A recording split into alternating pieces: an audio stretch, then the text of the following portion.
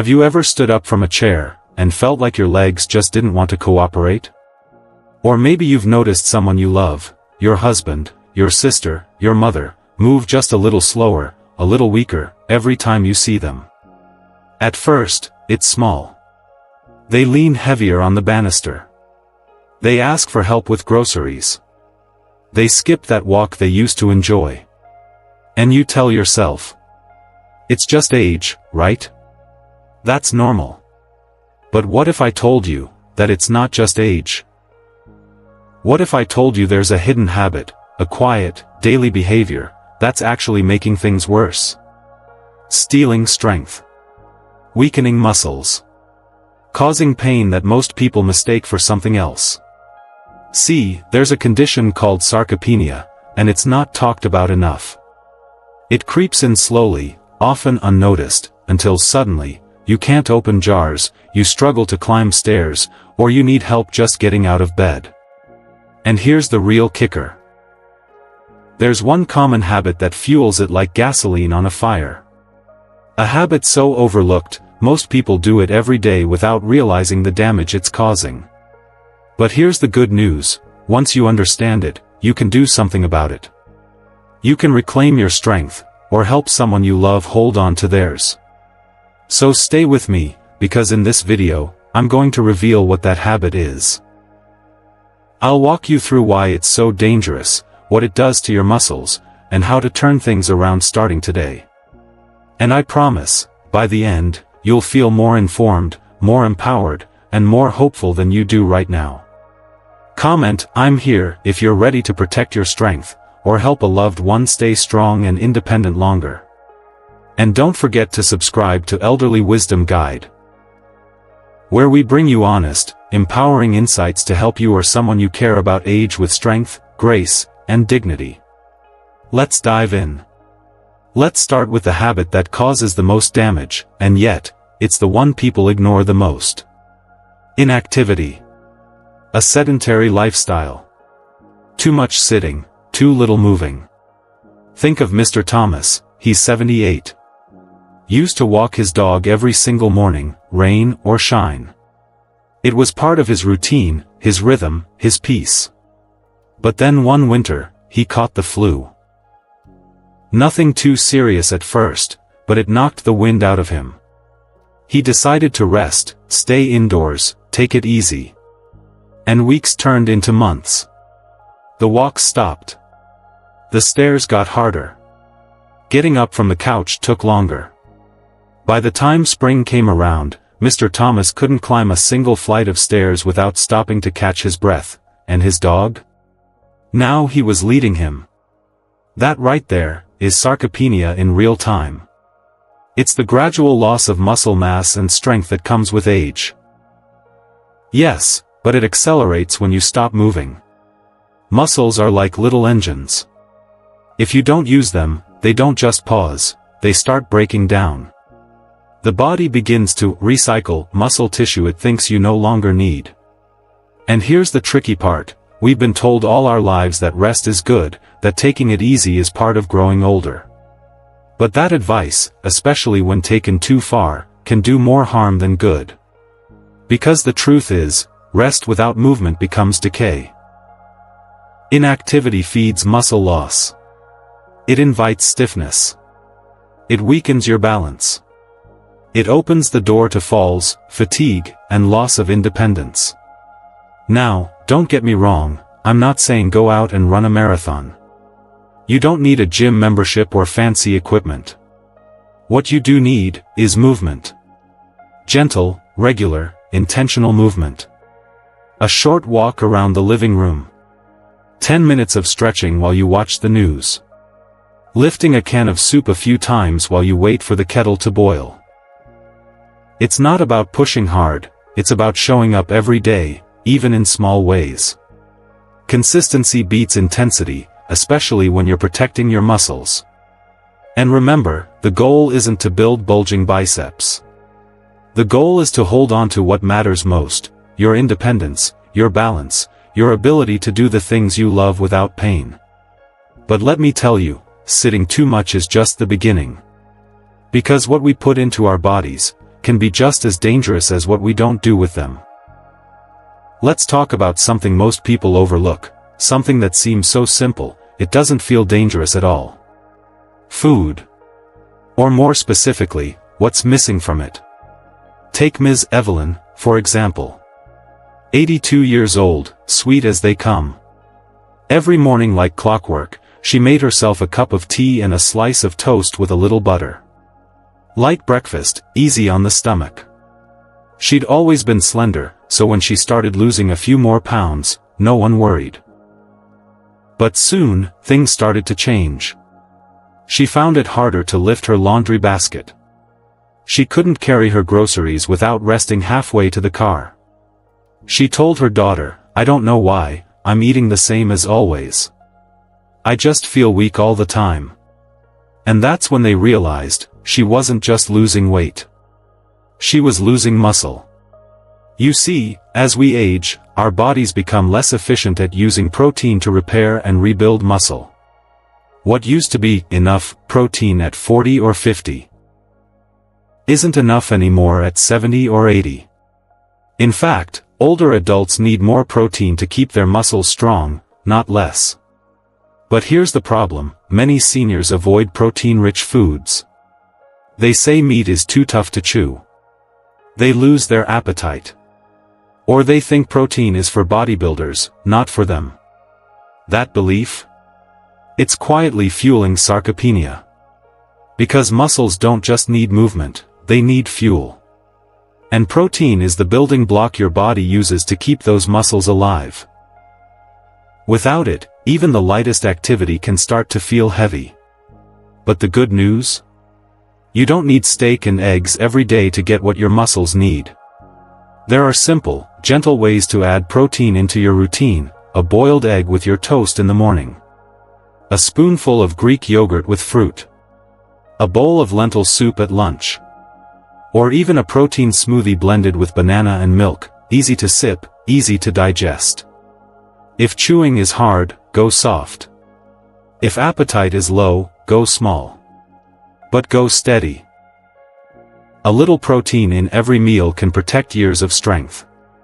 Because protein isn't about building muscle for show, it's about keeping your body strong enough to stand, to walk, to live without constant help. That's the goal. But as powerful as good nutrition is, it's not the whole story. Because it's not just what we eat, it's also about how we use what we have. And that leads us to a hidden danger, one that lives not in our meals, but in our daily choices. Let's take a closer look. Let me tell you about Mr. Chan. He's 74. Used to be the one who brought all the groceries in from the car, arms full, no trips back. But then one day, he tweaked his shoulder lifting something heavy. Nothing dramatic, just a little ache. So, like many would, he backed off. Stopped lifting things. No more grocery bags, no more yard tools. He figured, why risk it? But months went by. And slowly, that small decision, to stop using his muscles, started to cost him. Soon, Mr. Chan couldn't open a jar of peanut butter. Couldn't lift a small box from the floor. Couldn't carry his own laundry basket without asking for help. What happened? The truth is simple: without resistance, muscles shrink. It doesn't matter how old you are. If you stop giving your muscles something to push against, they get the message, we're not needed anymore. And they fade away. Now, most people hear the word resistance training and think of gyms, big dumbbells, sweating under a barbell. But that's a myth, especially in later years. Resistance can be gentle, safe, and even done in your chair. Using light resistance bands. Lifting 2 water bottles, one in each hand, while seated. Even pressing your palms together firmly and holding for 10 seconds. It's not about building muscle to impress anyone. It's about preserving what gives you independence, your ability to reach, to lift, to balance, to get up from a chair on your own. You see, the body is far more adaptable than we give it credit for. Even in your 70s, 80s, and beyond, with the right kind of effort, your muscles will respond. They will rebuild, slowly but surely. And you'll feel the difference: less pain, better balance, more confidence in your own body. Try what experts call functional strength exercises. Stand up and sit down from your chair 5 or 6 times, use the arms at first, then try without. Lift light objects from the floor to the table. Do small movements regularly. It's not the size of the weight. It's the signal you send your body: stay strong. I still need you. But what if you are doing these things?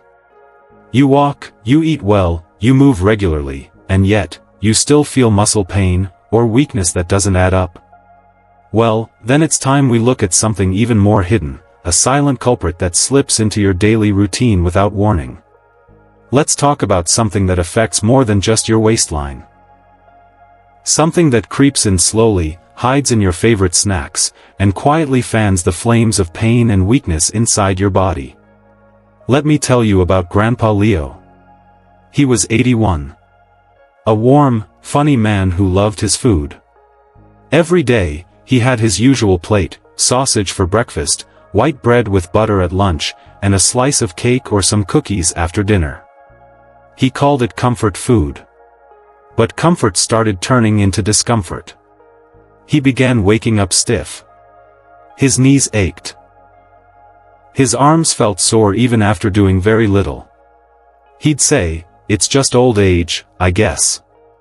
But here's what his family didn't realize until later: that diet was doing more than filling his belly. It was quietly fueling chronic inflammation. You see, inflammatory foods, like processed meats, refined sugars, and packaged snacks, trigger the body's defense systems. But when that inflammation sticks around, day after day, it starts damaging healthy tissues, including your muscles. And that's what most people don't understand: chronic inflammation is a silent force behind sarcopenia. It breaks muscle tissue down. It causes unexplained aches. And it makes healing harder, even when you're doing everything else right. But people often brush it off. They say, "Of course I'm sore, I'm getting older." Or, "Pain is just part of aging." Yes, aging changes things. But it doesn't mean you have to live in constant pain. Sometimes, the real problem is what's on the plate. Now, I'm not saying you have to give up everything you love. But what if you just made a few small, powerful swaps? Instead of processed meats, try grilled fish or beans. Instead of that slice of cake, maybe some berries with a spoon of Greek yogurt. Add a drizzle of olive oil instead of frying. Sprinkle turmeric into your soup or tea. It's a natural anti-inflammatory. Leafy greens like spinach, berries, nuts, whole grains. These foods don't just nourish you. They fight inflammation from the inside out. And don't underestimate the power of those little changes. They may seem small. But when done consistently, they can lead to big shifts in how you feel. Less stiffness. Less pain. More energy to move. More strength to live. Because every bite you take is either feeding the fire, or helping to calm it. And when your goal is to stay strong, steady, and independent, the food you choose becomes one of your most important tools. But now, let's take a final turn. Because even if you're eating well, moving more, and doing your best physically, there's one more piece of the puzzle. And it's perhaps the most overlooked one of all.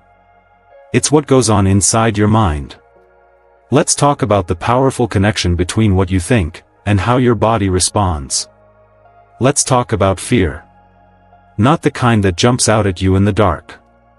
But the quiet kind, the fear that sneaks in after something bad happens. The fear that whispers, "Don't try that again, it's too risky." Maria was 76 when she took a fall in her kitchen. Nothing broken, thankfully, just a bruised hip and a shaken heart. After that, everything changed. She stopped going out for walks. Stopped climbing stairs, even the short ones. She'd hold on tightly to furniture just to move around the house. And the saddest part? She wasn't in pain. She was afraid.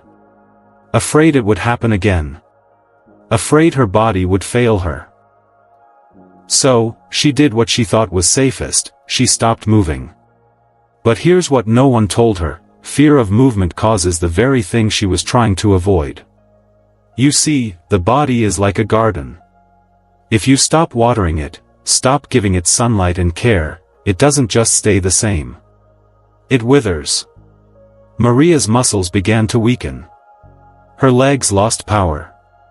Her balance got worse. And soon, the one thing she feared, falling again, became more likely, not less. This is what scientists call the fear avoidance cycle. You fear getting hurt, so you move less. You move less, so your muscles shrink. Shrinking muscles mean poor balance, slower reflexes, and a much higher chance of falling. It's a cruel loop. And sadly, it's very common, especially in older adults who've experienced even a single fall, or a close call. But here's the truth: avoiding movement doesn't keep you safe. It makes you more vulnerable. So, what can you do instead? You start small. You take safe, guided steps toward movement again. Join a chair exercise group. Ask your doctor about physical therapy. Try simple at-home routines with a loved one nearby. Even just marching your feet while seated, or standing and sitting slowly from a sturdy chair. What matters most isn't speed or strength, it's confidence. Rebuilding the trust you have in your body. And knowing that your body wants to support you, if you give it the chance. Fear is normal. But it shouldn't be in charge. Not when your independence, your strength, and your spirit are on the line. And now, as we bring all of these signs together, from inactivity and poor protein, to skipped resistance, bad food, and fear, we reach something much deeper. Because this isn't just about muscles. It's about life. It's about identity. And the quiet grief that can come when we feel ourselves slipping away, one small change at a time. But here's the thing: you can fight back. Let's talk about how. Losing strength isn't just about muscles. It's not just about being unable to open a jar, or needing help to stand. It's about what that represents. It's about losing a piece of who you were. The freedom to move. The ease of doing things without asking. The simple pride in being able to take care of yourself. When that starts to slip away, it doesn't just limit your body. It chips away at your confidence. Your independence. Your joy. That's the silent cost of sarcopenia. And it hurts in ways most people don't see. But here's what I want you to know: this isn't the end of the story. Sarcopenia is not your fate. It's not a life sentence. And it's not something you have to accept. Because every single meal you eat, every time you choose to move, even a little, every moment you challenge that voice of fear and say, "No, I'm not done yet," you're writing a different ending. One with strength. One with dignity. One where you stay in control. So, if you've seen any of these signs in yourself, or in someone you love, don't brush it off. Don't wait until it's worse. Start with one simple step. Maybe today, you stand up a few more times from your chair. Maybe you add a spoon of yogurt or a boiled egg to your breakfast. Maybe you swap sugary snacks for fruit. Maybe you take a walk, even if it's just to the mailbox. Whatever that first step is, take it. Because progress doesn't have to be fast to be real. And small actions, done with love and consistency, can change everything. You are not helpless. Even at 70, even at 80, even at 90, strength can be rebuilt. And more than that, hope can be restored. Because you're not just fighting for muscles. You're fighting for life. For freedom. For moments with family. For the ability to reach, to walk, to hug, to live fully. And that fight? That's worth everything. So, let's take a moment to gently go over what we've covered today. The 5 key signs. The quiet habits that slowly weaken your body, and often go unnoticed until it's already hard to stand, to lift, to walk without pain. Number 1, inactivity. Too much sitting, too little moving, it's a slow drain on your strength. Number 2, low protein intake. Skipping those vital nutrients that your muscles need to stay alive. Number 3, no resistance training. Not challenging your muscles even a little means they stop showing up for you. Number 4, inflammatory diets. All those processed foods that silently fuel pain and make rebuilding harder. And number 5, fear of movement. The emotional toll of past injury or anxiety that keeps you frozen and fragile. These aren't just habits, they're patterns that, over time, can shape how you age. But the beautiful truth is, you can change them. Now I want to hear from you. Which of these 5 signs surprised you the most? Or maybe, which one have you noticed in a parent, a spouse, or even in yourself? Drop a comment below. Even just a few words. Your story might help someone else feel less alone. And if this video helped you see aging a little differently, if it gave you hope, clarity, or just a sense of being understood, please tap that like button and subscribe to Elderly Wisdom Guide. We're building something special here. A space for truth, for support, and for practical wisdom as we all grow older with grace and courage. So, stay with us. There's so much more we'll be exploring together. And as we close, I want to remind you of something simple and powerful. You are not too old. You are not too late. And your body is still worth fighting for. Thank you for being here. Stay strong, stay aware, and most of all, stay kind to yourself. I'll see you in the next video.